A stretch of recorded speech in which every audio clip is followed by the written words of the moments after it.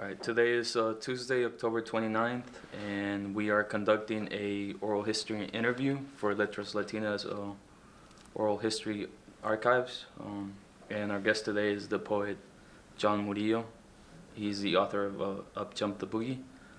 John, can you state your full name, date, and place of birth for us? Sure, my name is John Stephen Murillo. I was born September 3rd, 1971 in Upland, California. Cool.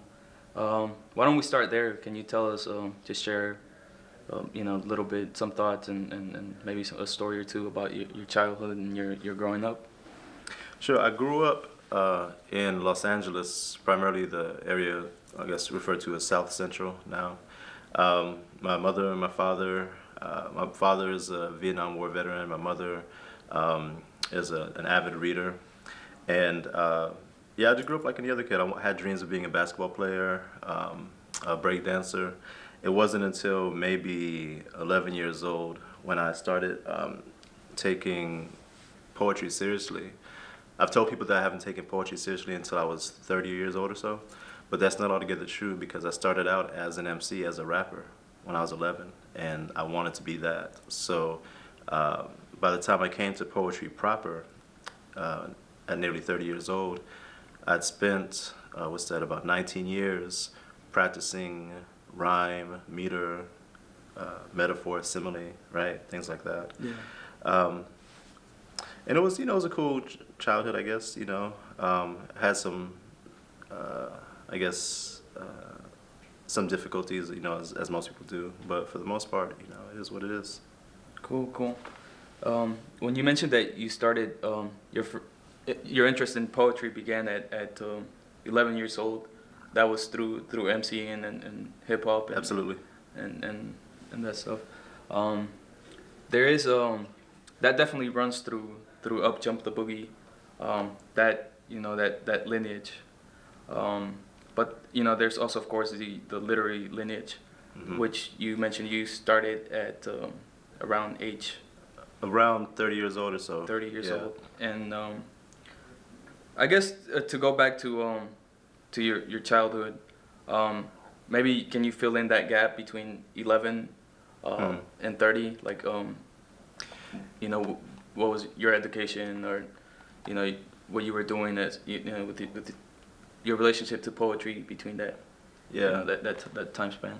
Well, like I said, I was writing rhymes. I hadn't read any poetry at that point, up until well into my adulthood. I was distracted though, I loved basketball.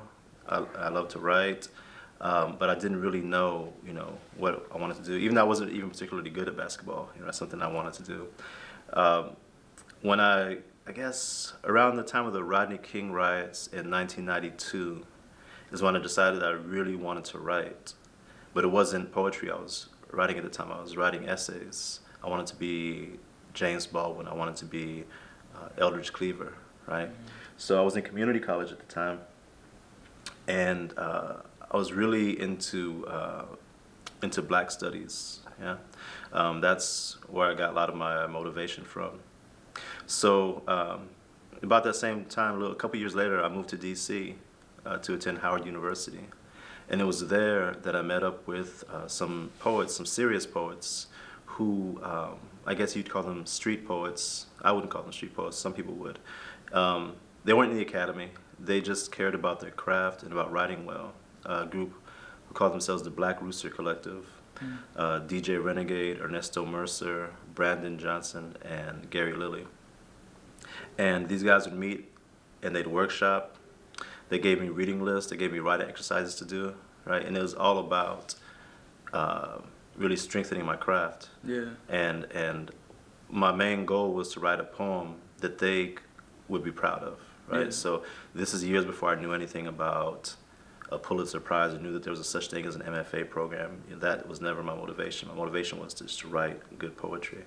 Yeah, that was sort of your initiative into the, I guess what would the right word be? I can't think of it, like the officio of poetry. It's not a profession. It's like A vocation. A vocation. Yeah, right, yeah, right. definitely. And, And these were serious guys, you know.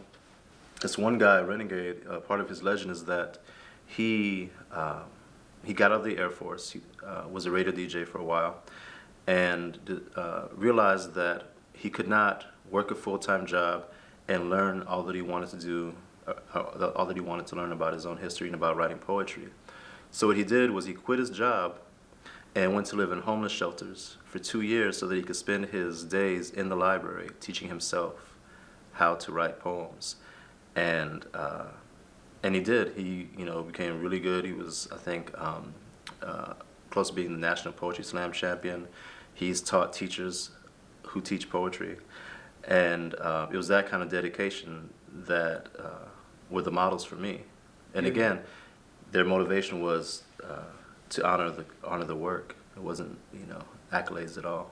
Yeah, it's interesting that you mentioned that, because I think the Crown of Sonnets, Renegades of Funk, it's sort of like, it's one of those jewels in this collection that blend, you know, what you're describing, that tradition, you know, those poetic ancestors with, you know, the formal training that you also are in conversation with.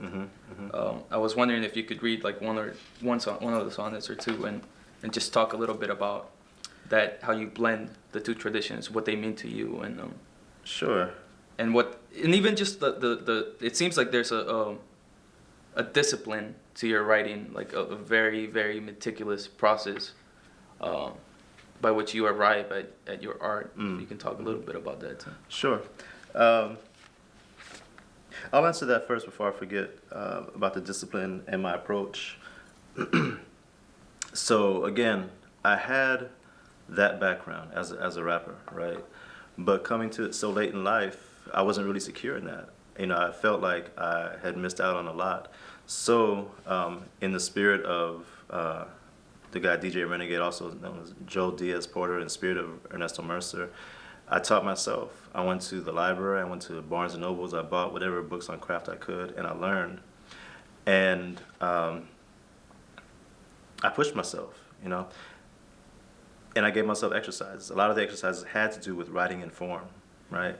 And I'm still a strong advocate of writing in form. I believe that there are certain things that you can learn writing a sonnet that you can't learn any other way, right? There are certain things that you'll learn writing even a haiku, right? It teaches compression, it teaches integrity of the image, that you couldn't learn any other way. So that was part of my own training. Yeah. It wasn't until very recently that I came to honor those other traditions that I inherited, right? This poem, Renegades of Funk, it's funny, the title has nothing to do with DJ Renegade, but the song by the Soul Sonic Force by the same title, it kind of alludes to those things, right? Just honoring our own tradition, right? Which is a tradition of grassroots arts activism. That's what hip hop is, right? Hip hop is a group of young people coming together when arts programs were cut from most budgets, national and state budgets, and saying we want to create, so we'll create out of nothing, right? We don't have instruments or money for music lessons, but we'll take these records, we'll blend them, cut them, splice them, and create this collage soundscape, right? Which is not too different from what T.S. Eliot did in The Wasteland, okay? But when he does it, it's called genius. When we do it, it's called theft, okay? Kids who have maybe not money for canvases and paintbrushes can, you know, swipe a can of Krylon and go hit up a subway car. And they can create these moving canvases that go borough to borough, showing the whole world, you know, what they've done. Kids who don't have access to ballet lessons can get a slab of cardboard, tape it down, and spin on their backs, right? So it's a beautiful, beautiful arts culture that that I'm proud to say that I had something to do with. So this is a long poem. It's a crown of sonnets, which is to say it's 7 sonnets linked. What I'll do is I'll read the first, third, and the last sonnet. Renegades of Funk. 1. When we were 12, we taught ourselves to fly, to tuck the sky beneath our feet, to spin the world on fingertips, to pirouette on elbows, heads, and backs, to run away while standing still. So when Miss Jefferson, her eyebrows shaved, then painted black, the spot of lipstick on her one good tooth would praise the genius Newton, I knew then to keep her close, to trust her like a chicken hawk at Colonel Sanders. I refute your laws, oppressor. I'm the truth you cannot stop. Busting head spins on her desk, a moonwalk out the door, referred to Mr. Brown's detention. Jefferson, Newton, Brown, everybody trying to keep a brother down. Then I'll skip to 3. The ghosts, the angels, holocausts, the need to shake these shackles, field songs in our bones. As if at 12 we knew all this, we named our best moves free. To break and pop lock, blood and bruises marking rights, we'd gather, dance ourselves electric, stomp and conjure storm, old lightning in our limbs.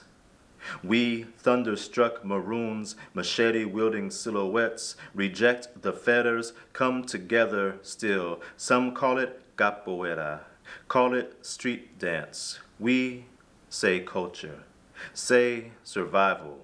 Baez berimbau or a boombox in the boogie down, a killing art as play, an ancient killing art to break us free. 7. The walls are sprayed in gospel.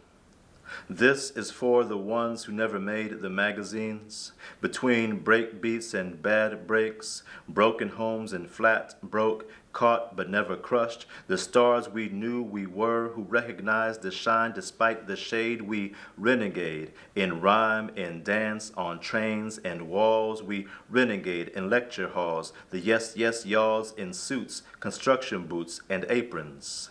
Out of work or 9 to 5, still renegade. Those laid to rest, forgotten, renegades. In dirt too soon with Kiriaki, Pun, and Pac, I sing your names in praise. Remember why, when we were 12, we taught ourselves to fly.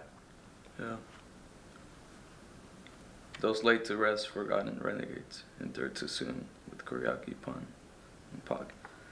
There's a lot. Like I like to talk about, there's a long poem here too about Etheridge Night, Etheridge Night, and eventually I want to talk a little bit about Etheridge. Sure. But I'd like to go back to the Black Rooster Collective, and just because I mean in these poems there's so much going on in terms of your craft, with music, alliteration, and then the sonnet itself.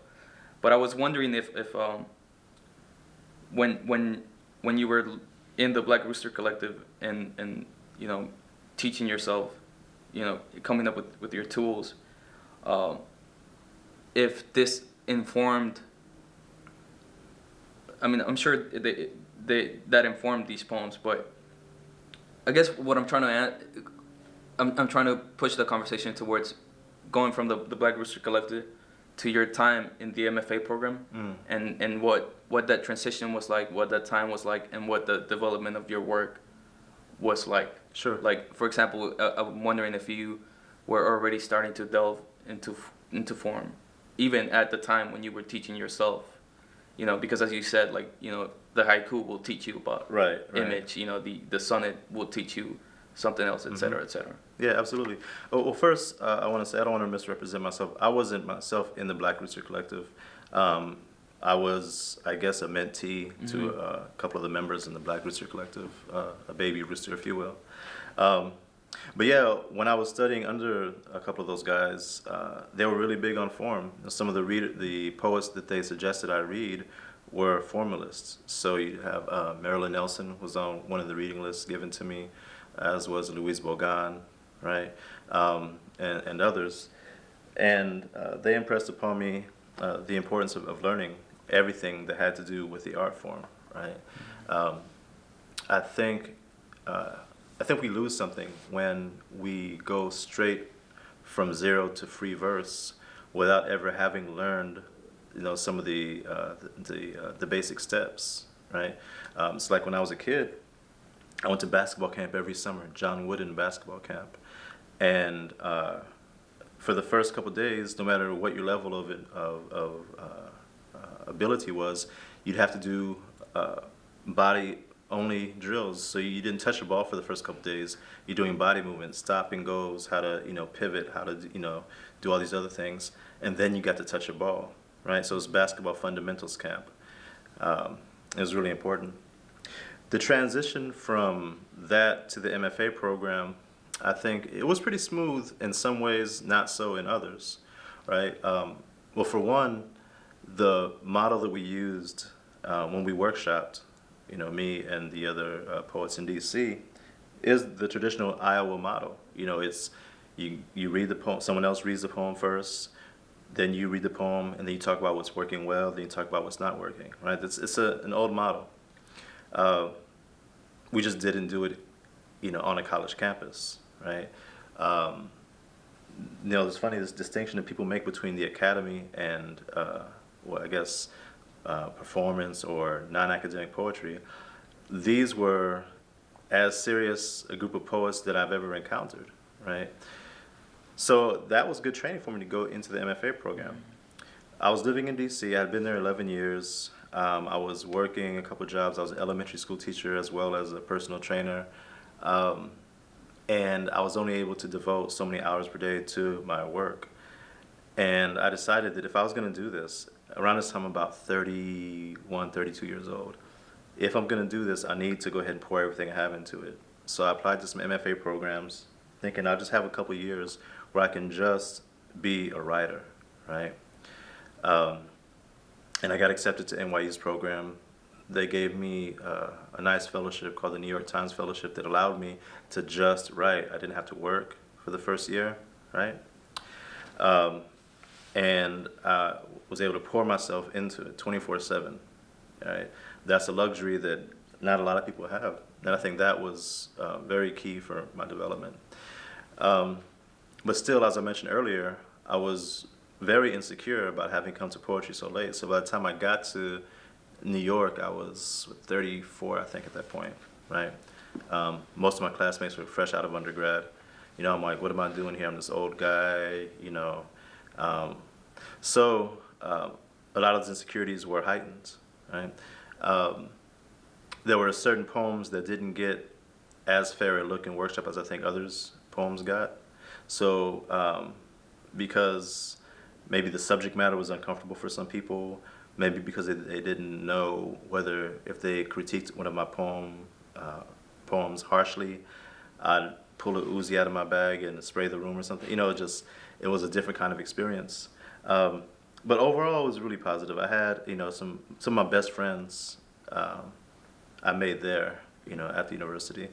And some of my best readers today are people that I met at NYU. And who did you get to work with there in terms of my first teacher was Philip Levine. So, you're going from not ever having studied in the academy to studying with Philip Levine, right? That was huge.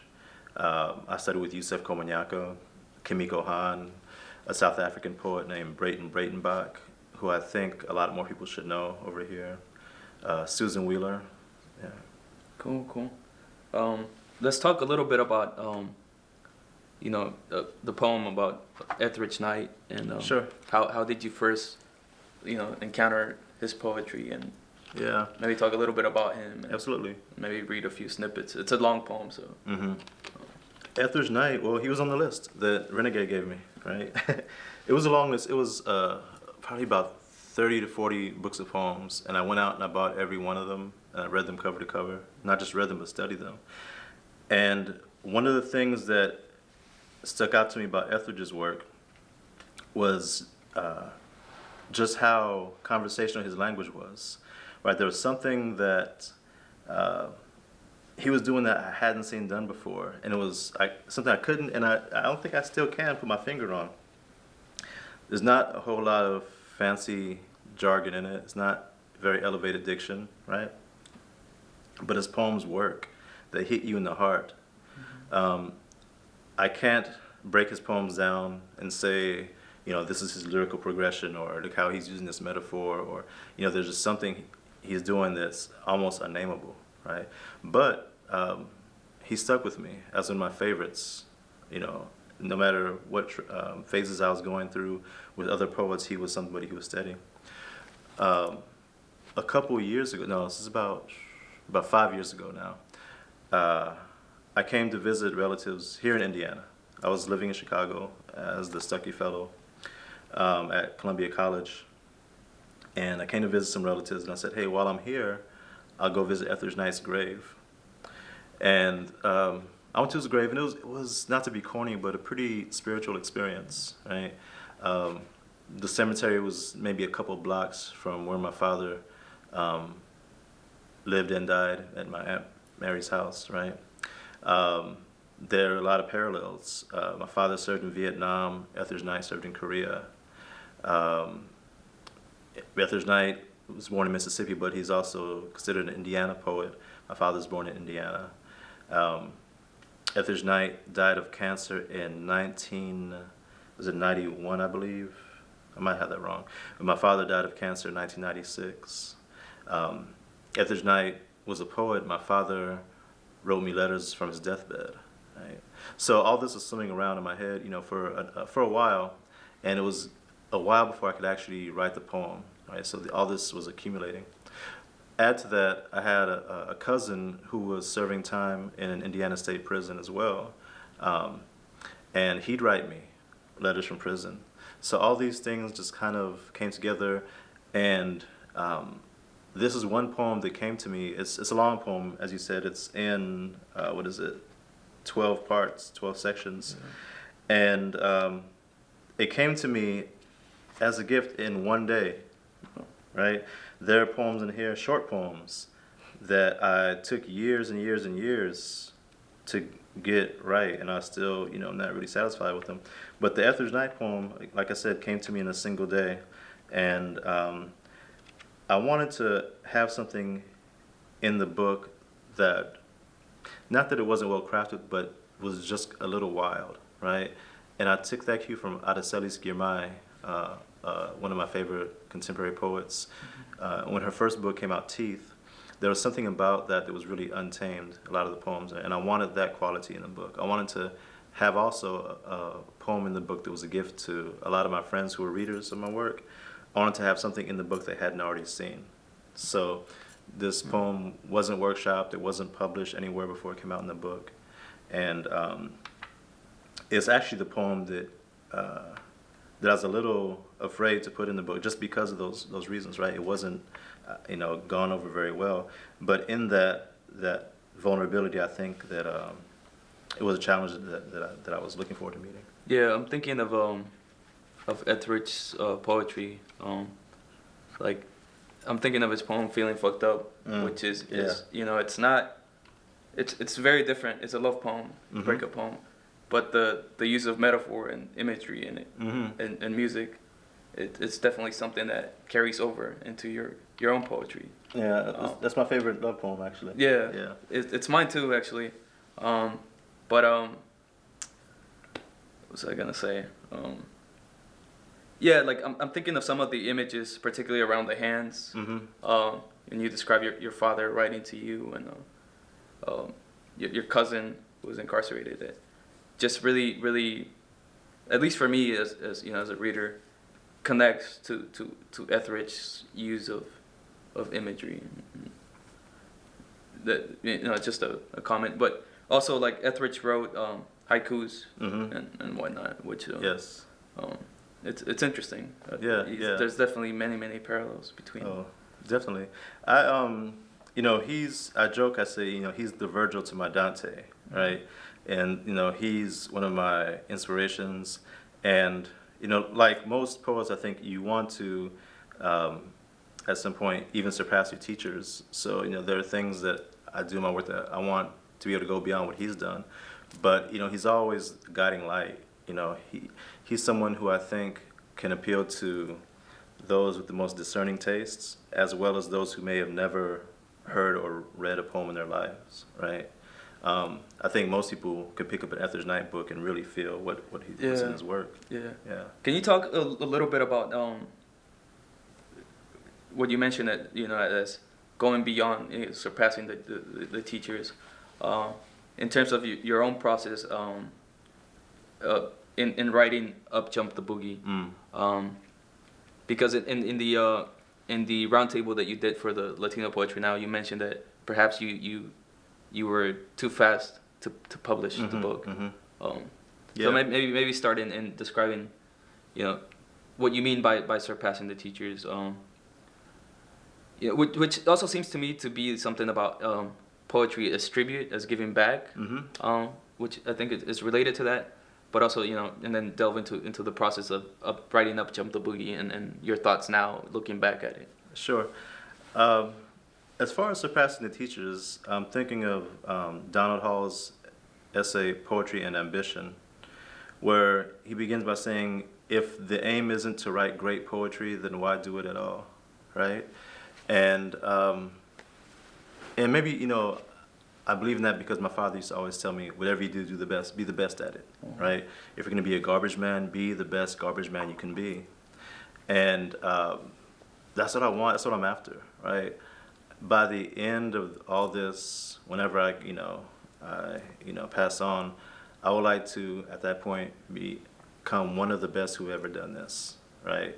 Not one of the best of my generation. Like, I want to rank with Neruda, Shakespeare, Dante. I want my name to ring like that. I'm a long way from there. A long, long, long way from there. I don't even think I'm maybe even the best poet on campus right now, right? Maybe not even the best poet in this room. All right, but that's the goal, right? The first book, it's apprentice poetry, right? This is me learning my chops. So, you asked earlier about the time between 11 and 30, right? This book was written between the ages of, 30 and 37, I guess, right? So that's when I'm learning what happens if I pull this switch. What does this button do, right? What is a metaphor? My publisher, Willie Perdomo, we ran into each other once. He asked if I had anything. I sent him what I had, and he says, "Hey, when you finish your manuscript, we'd like to publish your book." Right? And just hearing from friends how hard it was for some of them to get books published, I knew this was a gift, right? So it wasn't one that I wanted to dishonor by passing on it. So I did. I published a book, and I was scared. At first I didn't want to do it, but I had a couple friends who were really pushing me and saying, "Hey, you know what? It's your first book. It's not going to be perfect. There are going to be flaws in it. There are going to be flaws in your second, third, and fourth books, right? There's no such thing as a perfect book. You have this opportunity. More importantly, you have a voice that needs to be heard." And, for that I'm grateful, and in that sense, I'm glad that I published the book. Still, I can look at it and see their flaws and see that the best poems, like I was saying in the roundtable, are only any good because they're derivative of other poets who I was learning from. Right. So in my second book, I might look back on that and feel the same way about it. Yeah. But as long as I'm growing, as long as I'm getting better every step, I'm fine. The ultimate goal, like I said, when I'm an old man, is to have accumulated a body of work that I can look back on and be proud, and know that I've put a ding in this thing. Yeah. Keats, his goal was to, what did he say? When he dies, he wants to be among the English poets. Right, and by that, he meant Milton, Shakespeare, right, Blake, all these guys. I want to be among the world poets. Right. Yeah. The opportunity to publish your book came after your MFA. Yes, after your time in the MFA. Yeah. Can you you did a fellowship in Chicago? I did. That was after the MFA. Can you talk a little bit about that time shortly after? Yeah, I did a few fellowships. I've been blessed, man. I prayed on this, when I even started applying to MFA programs. I said, "Hey, Creator, if this is what I'm supposed to do, show me, open up the way for me." And one thing after another opened up. So after I graduated, I went to Provincetown, the Fine Arts Work Center. I did that fellowship, right? That's 7 months. You get paid housing, you get a stipend, and you have no responsibilities whatsoever except to write or not. There's no workshop. You're not beholden to anybody. I could have slept those 7 months, and it would have been my business. But it's a great time. So after that, I went to Chicago, the first year of the Elma Stuckey Fellowship, which is 2 years now, but it used to be just 1 year, where you teach one class per semester, and the rest of the time is yours to write. After that, I went to Wisconsin for a year, right? Got that fellowship. So again, same year. It's a year, you get to write. So all this, I think the writer's greatest gift is time, right? If you can build your life in such a way that you have the most time to write and read and to do nothing and just relax and let the work come to you, there's no greater gift, right? So during those years, I was able to kind of shore up what I had done in my MFA thesis, add new poems, take poems out, and I published a book when I was actually towards the tail end of my time at Wisconsin. Cool. Speaking of time, how does a poem come to you? Is the genesis of it an idea, an image? Do you dwell on it for some time? Do you sit down and read and become inspired in that way, or do you journal? Like how does a poem? I mean, I'm sure each poem is different. But. Yeah, each poem is different, and all that you said, right? There are certain images that haunt me, right? And if I come to them too soon, I might kill them, in the sense that I wasn't ready to write that poem, right? So sometimes I just have to let them sit with me for a while, and the ones that stay with me, sometimes they accumulate a few different images into one narrative that I make up, right? I do journal a lot. The poems, they come really slowly nowadays, man. And I'm still trying to figure out why that is, right? I'm a slow writer, so my process, poems get revised a lot. And I think now, and it should be the case, I'm a lot tougher on myself. So poems that I would have let go, years ago, now they don't see the light of day, right? It can be debilitating in that I'm not publishing very frequently these days, but I think ultimately the work will be served by it. But it's an ongoing process. Every poem's different. Every day I always ask myself that same question. How did I do that? How did I write that poem? Right? Can I replicate that formula? And most often the answer is no. And but I guess this is part of it, right? Yeah. It's interesting. You teach now, right? I do. How is that? How has that? Because you went from doing residencies, having those resources, to now being a mentor, a teacher. Yeah. I love teaching, man. I actually knew I wanted to be a teacher before I knew I wanted to be a poet. When I was an undergrad, I was a philosophy major, and I thought I'd be going to grad school for that, and I wanted to be a professor of philosophy.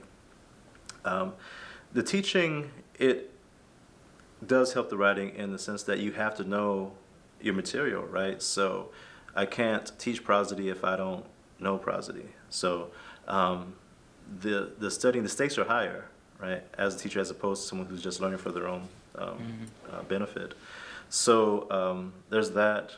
My eye is a lot sharper than it used to be, in that I'm workshopping poems every week, right? That's what I get paid to do, is to help people with their revision processes. So that helps as well. I have to read literature, right? I have to stay abreast of what's happening, so that helps. And the schedule, the academic schedule is beautiful. You work a couple days a week, you get your summers off, your winter holidays off, spring break, right? The downside of it, I guess, would be that. Actually, I don't know if there's a downside. I love it. Yeah. One of my favorite poets is it's an Argentinian by the name of Juan Gelman. And two things that he says that I love is, number one, poetry is a way of life, and number two, poetry is a way of seeing. And the reason why I'm mentioning this is because And you already touched on some of these on this theme of yes, there's poetry as a literary tradition, and then there's poetry as other traditions that sometimes go unacknowledged. Now I'm losing my thought, but now that like for instance, this book, Up Jump the Boogie, it's a product of your poetic and intellectual labor, but I think like your readings too, the performance of it. I know music is really important, to your work also. So I was just wondering if you would agree with those statements, and if you see, for example, your performance, when you perform as a poet, as also being part of your work, and for instance, this, like recording performances, keeping records of those things that don't often end up on the page. Yeah, I'd say so. It's a part of the work. It's not the most important part, right? The most important part is the actual labor that you do in the dark. Yeah, but this is part of bringing it to light, bringing it to people. The live reading is something that I enjoy. That's the easy part, right? But there's something you get from reading your poems aloud that you don't get any other way, right? It's actually a good tool for revising. You read poems out, you think that there's a line or two that's gonna kill, they don't. Other lines you didn't even suspect were any good. You can kind of hear and feel the visceral reaction of the audience, right? And it kind of gives you an idea what to do when you go back to the drawing room. But what I love about the reading is what I love about live theater, which is there's this human element, right? Yes, you're reading off a page. I do. I don't recite my poems from memory. I read from a page. But even in that, there's always a chance of stumbling. There's a chance that someone might, I don't know, fall off a back chair in the back of the audience. Just, anything can happen, right? And also, with this book, man, like you see how tattered this copy is. It's the same copy I've been reading out of since 2010. That first year I did over 100 and something readings. I probably given, over the course of 3 years, well over 200 to 300 readings, I'd say. And I get bored with the sound of my own voice. I get really bored with my own work. So what the live readings allow me to do sometimes is just to mix things up. I'll substitute a word, I'll leave out a stanza, I'll maybe even make something up on the fly just to see if I can get back on course, right? And that's another benefit of the live reading. Yeah. As for the poetry as being a way of seeing and being a way of existing in the world, I think he's spot on, at least for me. I can't speak to other poets, but for me, it's exactly that. It's the writing of it, it's living something twice, right? There's an image that grabs you. You might say, that was interesting, but then that's it. But if you write a poem, then you're forced to really get inside the moment and to slow it down to see, what it's made of, and maybe, hopefully, gain some wisdom. Thereafter. Yeah, I brought this up towards the end to end on this thread because you've been initiated as a priest, yes. Which is now, your way of life. Yes. Which I imagine would have an impact on your poetry and then your way of seeing the way you carry yourself and you're just on you as a human being. I was just wondering if there is already a change going on or like more another layer of complexity to your work, to your way of thinking. Yeah, well, I'm only 2 months into my initiation year. I'm initiated as a Lukumi priest, a priest of Obatala. And it's still early to tell how it's going to affect my work. But already during this year, having to pull back from society, which is one of the things that the first year entails, not out in the streets much anymore, not on social media, not doing a lot of those things. So one thing that it does, it's almost like being the only sober person in a room full of people smoking weed, right? So it's like things you used to partake in, and if you were partaking and you probably enjoy, right? But being on the outside looking in, you see things differently, right? So even just a couple months in, I feel a lot more sober than I did before, and the stakes are heightened for me in terms of the writing, right? So the type of work that I want to write has changed. But again, like I said, I'm a slow writer. I'm only a couple weeks into my process, so there's not a whole lot that I can say in terms of how it's affecting the work. But I do think that it'll be deepened. One thing I would like to do is to actually write an epic poem that deals with the Orisha and some of those stories, right? We very often see the Greek gods in poems and Roman gods, but very rarely do we see anything from our own traditions. Do you, I mean, we're towards near the end, but you reminded me of a Haitian poet, and I'm probably gonna mispronounce his name because I don't speak Creole or French, but René de Pestre. He has a collection titled "A Rainbow for the Christian West," and it's an epic poem in which it was written in the '60s, in which the Orishas invade a sort of southern old-time family. Oh, is that right? Yeah, they go That's cool. into the I think they invade all the bodies basically. And then towards the end, there's a series in which the Orishas also channel people like Malcolm X, Antonio Macedo, the Black Liberator of Cuba. All these Erzuli, there's Erzulis in there. I forget who she enters, but these sort of pantheon of black heroes and Orishas cool. that you might be interested in. Yeah, I'm check it out. Yeah, cool. So, is there anything else you would like to share? What would I like to share? Not much, but it's just good to be here. It's good to be on Notre Dame's campus. I really love what Francisco's doing with Letras Latinas and all this, man. It's important that we honor our traditions. That we part of that is honoring the craft. It's I think really important that as Latino poets that we be good poets, man. You know what I mean? Like, and just push each other and do what other groups are doing. I mean, Asian American writers are killing it. Kundiman, Kave Kanam, like folks are getting it in. So we need to go ahead and put our flag down as well. Yeah, most certainly. Well, thank you. It's been a pleasure for me. I actually read Up Jump the Boogie during my time in the MFA program here, so that was enriching as part of my own education as well as. Well, thank you. Yeah. Thank you. I'm glad you enjoyed it. Thank you. All right, cool.